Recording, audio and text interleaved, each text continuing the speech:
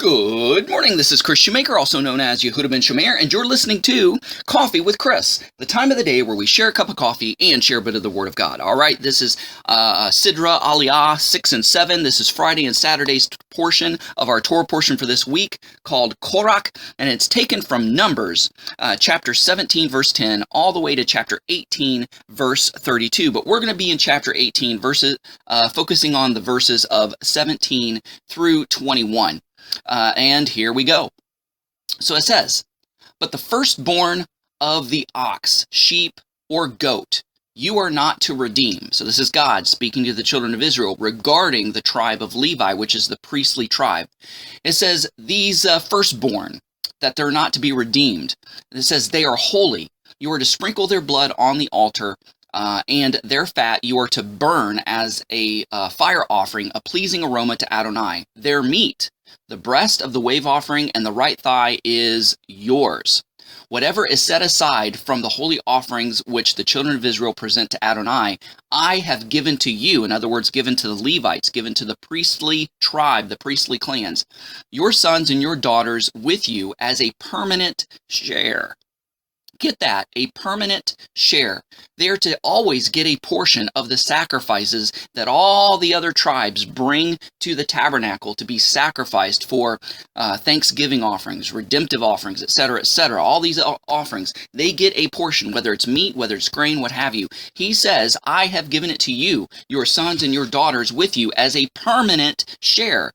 What does permanent mean? Permanent means it's forever. Permanent means it's eternal. Permanent means it doesn't stop. Permanent means there is not an end to it. It says it is an everlasting covenant. What does everlasting mean? Same thing as permanent, right? So it's like he's using, two different words to say the same thing, to emphasize that what God has given the Levites is theirs. It can't be taken away from them. It can't be done away with, as some theologians and some preachers have said. So I have given it to you, your sons and your daughters, with you as a permanent share. It is an everlasting covenant of salt before Adonai for you and your offspring. And it says, Adonai said to Aaron, you will have no inheritance in the land. I mean, isn't it the whole purpose of the children of Israel going to the Canaan land to conquer it, to get their land, to get their plots, to grow vineyards and to make fields and to live and to settle in this lush, plentiful, bountiful land of milk and honey? But he says to the Levites, you're not going to get any of it. You don't have no share. Why? Because the verse continues, says, I am your portion and your share among the children of Israel. So if they don't get land, what do they get? We already read that. They get a portion of all the sacrifices that the children of Israel bring to them. It says, I am your portion and your share among the children of Israel. See, I have given all the tithes in Israel to the sons of Levi as an inheritance. So instead of land, they get the benefits of being the priest, of the things that come from the sacrifices. So I have given all these tithes in Israel to the sons of Levi as an inheritance in return for all the work and service they are doing in the tent of meeting. So basically, I've read all that to say this. There are preachers and teachers who say that the law's been done away with, the sacrificial system has been done away with.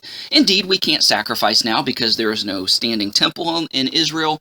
There is no working priesthood in Israel. But this is changing because the prophecy says that there will be a third temple that will be rebuilt and that the sacrifices will resume. And even now, there's an institute called the Temple Institute that are training Levitical priests right now how to do all the work in the temple that is to come. And so it is prophesied that the Antichrist is going to come to this temple, waltz on in, sit down, on this throne and inside the temple and declare himself to be God. And, when Messiah returns and the great battle happens and everybody and everything's wiped out in the millennial reign, he's going to be ruling and reigning from this temple as the great high priest out of the order of Melchizedek, which is the original priesthood, which is an older, more authoritative priesthood, which is not done away with the Levitical priesthood, but supersedes and is the supervisor priesthood of the Levites. So Messiah is going to be directing and telling the Levites, the Levitical priests, what to do, how to do things. So it's not going to be done away with because God has promised that in the millennial reign, when the temple it resumes and the temple services resume, that the Levites are going to get all the sacrifices that come. Why? Because the rest of the children of Israel in the millennial reign are going to have land. They're going to be living in the land of Israel as promised by God to Abraham, Isaac, and Jacob, to the rest of the children of Israel. So, the sacrificial system can't be done away with. Well, isn't that a slap in the face to Messiah and his atoning death on the cross? No, why would it be? Why would it even be a threat to the Messiah's atoning death? Because in Hebrews it says the blood of bulls and goats could never take away sin. It just temporarily covered it up and hid it, just like you sweep dirt under the rug. That's what it did. It was still there. And the Messiah came and pulled the rug up and exposed the dirt, and he swept the dirt and took it away. In other words, he dissolved the sin. He took the sin away. He just didn't cover it up. So these sacrifices are, number one, the inheritance of the Levites, which is everlasting, which is permanent, as we read in Leviticus. And but not only is it permanent, not only is it everlasting, and they get a portion of that, but it is an object lesson, so that we could really get the weight of the sacrifice of Messiah Yeshua. Because if we are ever in a time where we are sacrificing these animals, these living, breathing creatures that we may get attached to as we're raising them and feeding them, then we will understand even much, much greater and better the sacrifice of Messiah Yeshua. So these are all types and shadows and object lessons to really drive the point home of the sacrifice that Messiah made for us.